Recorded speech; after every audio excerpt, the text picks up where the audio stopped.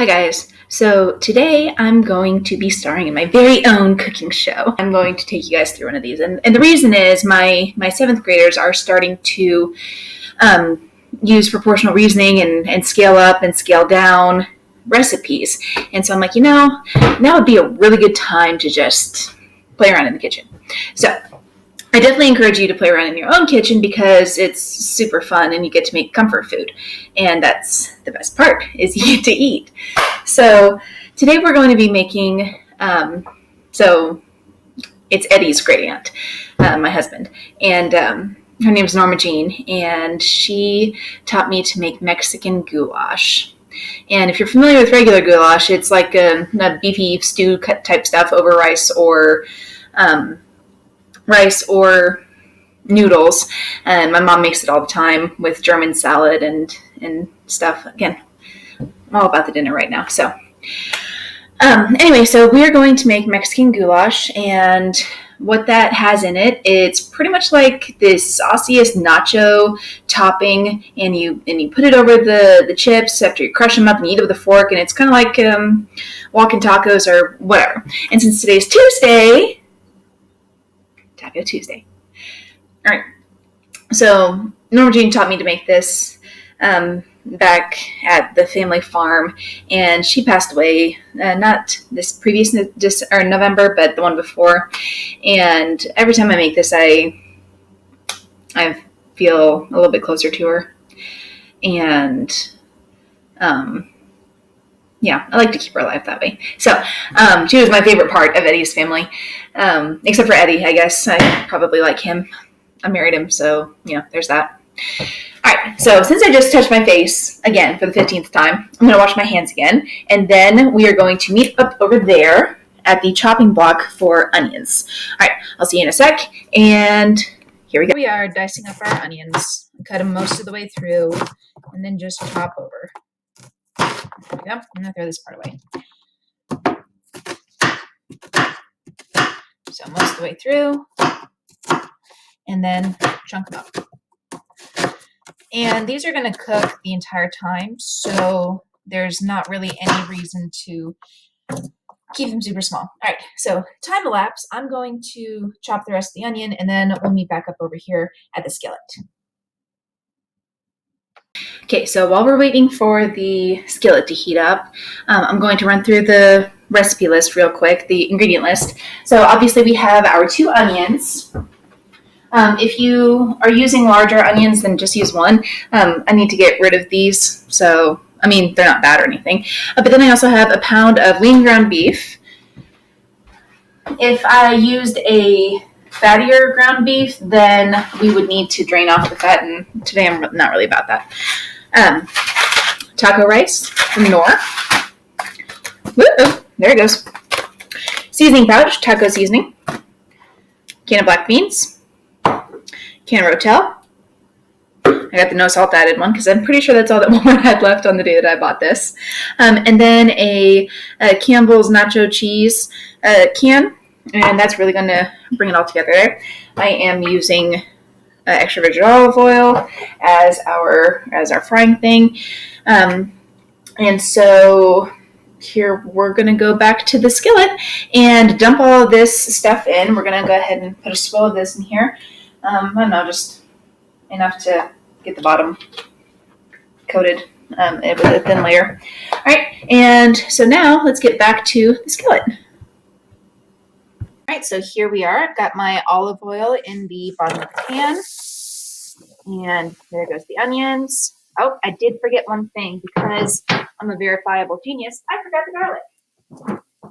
And I like to have my garlic pre-minced. Let me turn this light up here and maybe, there you go.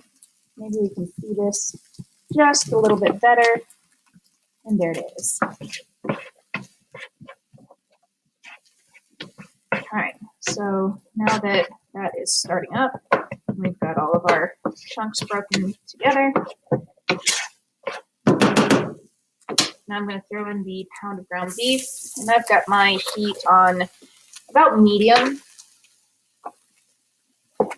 And here's the deal. With lean ground beef, you really got to get it small fast Otherwise, you're going to be left with big chunks. The reason that fattier ground beef,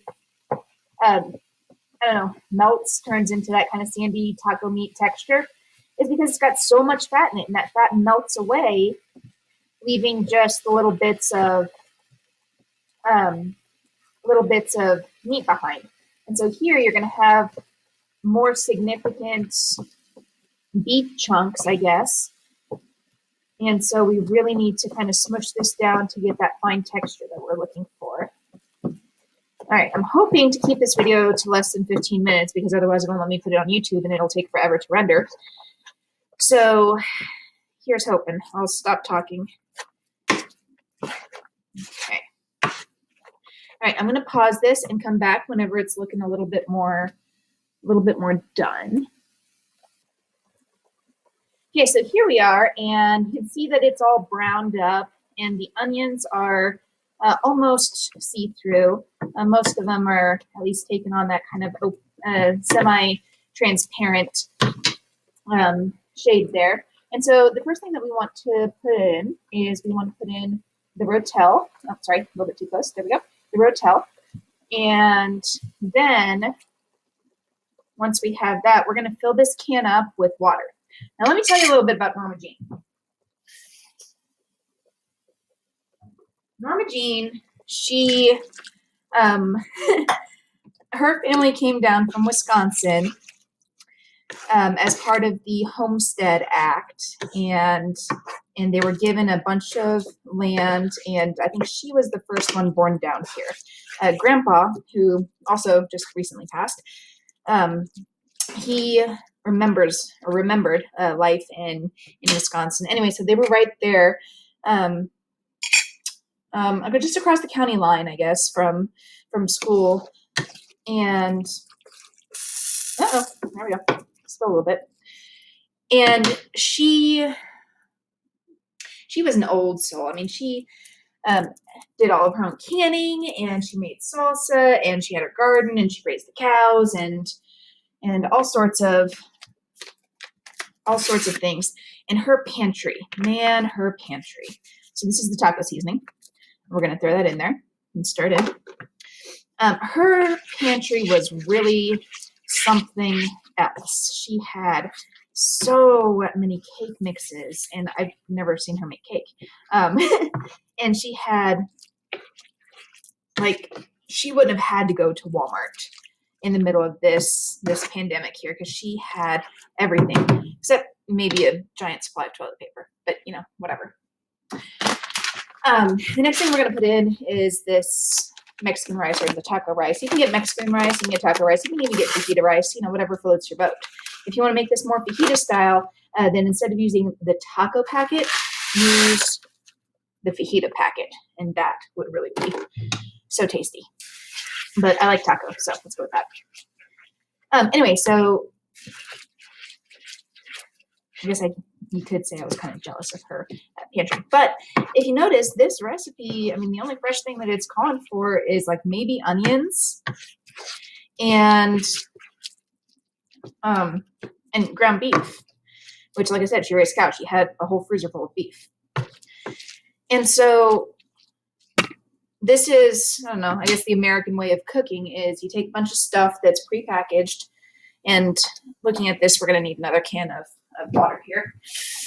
You take a bunch of stuff that's prepackaged, and you put it together in just the right artistic way, and it makes something incredible. So I'm going to let this come together a little bit, and I'm also going to go ahead and put my beans in there so that they do their beanie thing, get nice and hot in the middle. All right. So we'll be back, and then we will stir in our nacho cheese at the very end. We want to let this cook together, and so we want to let this cook together and saturate the rice-a-roni for, I don't know, about 8 to 10 minutes, just until it doesn't look spiky anymore. Also, to preserve some of that liquid that we put in there and not have it all evaporate off, we're going to put a lid on this And every couple 3 minutes, we're going to stir it up and make sure that nothing's sticking to the bottom.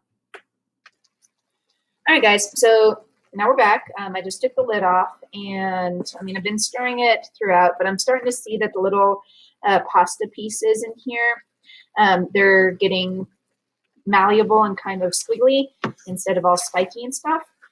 And so that's good. That's about where we want to be. Now we're going to take the nacho cheese, and we're going to dump it all in there. And my mom's favorite way of getting, sauce like this out of a can is by swirling it around with some milk.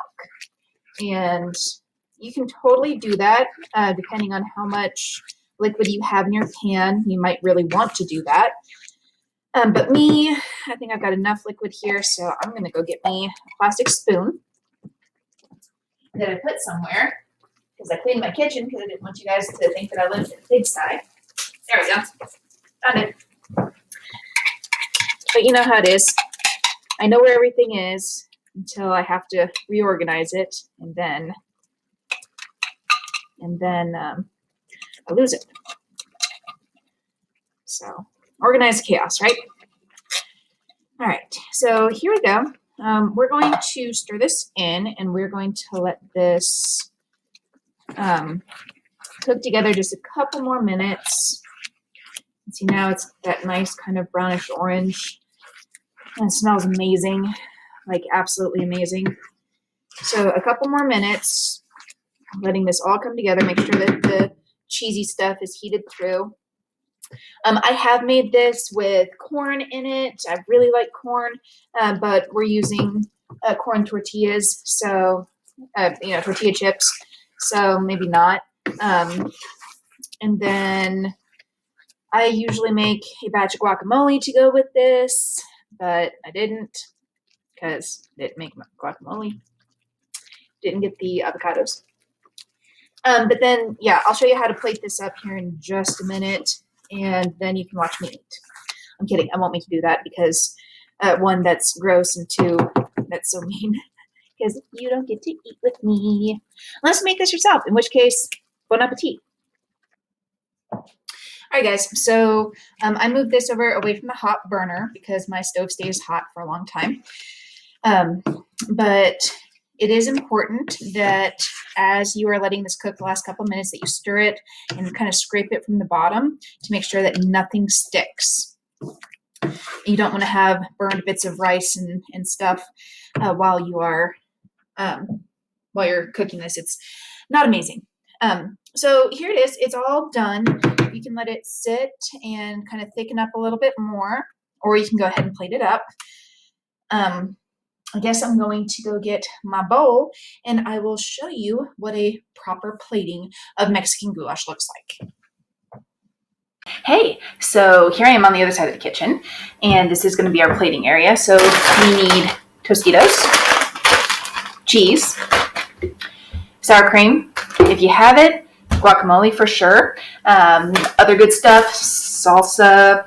I don't really care very much for salsa, whatever. I got the tomatoes in there. Hot sauce.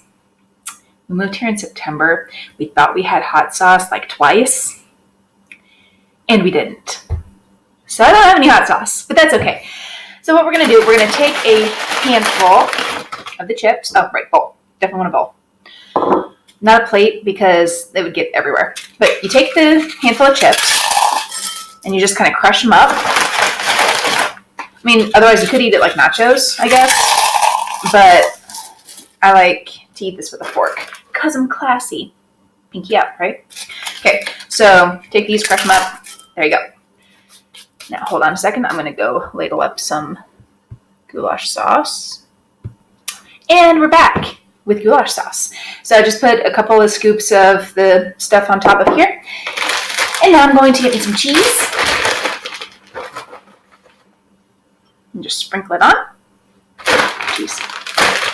I have Colby Monterey. It's because I don't have any Fiesta cheese. Again, Walmart was out of everything. So you just put a little bit of that on there or whatever rocks your boat.